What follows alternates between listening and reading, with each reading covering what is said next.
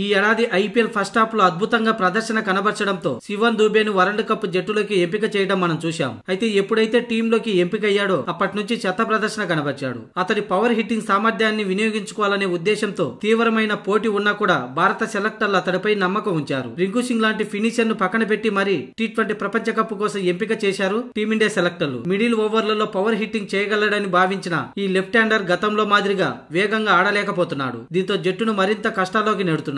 T20 world cup లో 2 మ్యాచ్లు ఆడిన శివన్ దూబే రెండింటిలోనూ పెద్ద స్కోర్ చేయలేదు. ఐర్లాండ్ తో జరిగిన మ్యాచ్ లో చివర్లో వచ్చి 2 బంతులు ఎదుర్కొని ఒక్క పరుగు కూడా చేయలేదు. ఇక నిన్న పాకిస్తాన్ తో జరిగిన మ్యాచ్ లో 9 బంతులు ఎదుర్కొని 3 పరుగులే చేసి పెవిలియన్ చేరాడు. అలాగే పాకిస్తాన్ తో మ్యాచ్ లో రిజ్వాన్ ఇచ్చిన క్యాచ్ ని శివన్ దూబే జారవిడిచాడు. దీంతో దూబేపై ఓ రేంజ్ లో విమర్శలు వెల్లువెత్తుతున్నాయి. ఏదో పొడుస్తాడనుకుంటే వరల్డ్ కప్ లో చెత్త ప్రదర్శన కనబరుస్తున్నాడని అతన్ని తప్పించాలని డిమాండ్ ఏర్పడింది. ఈ సందర్భంగానే అమెరికాతో జరగబోయే 12వ తేదీ మ్యాచ్ లో శివన్ దూబేను తప్పించి అతడి స్థానంలో యశస్వి జైస్వాల్ ను జట్టులోకి తీసుకోవాలని. ఎందుకంటే దూబే ఎలాగూ బౌలింగ్ చేయడం లేదు గనుక అతడి స్థానంలో మరో హిట్టర్ ను తీసుకుంటే సరిపోతుందని నెటిజన్లు విశ్లేషకులు సైతం అభిప్రాయాన్ని వ్యక్తం చేస్తున్నారు.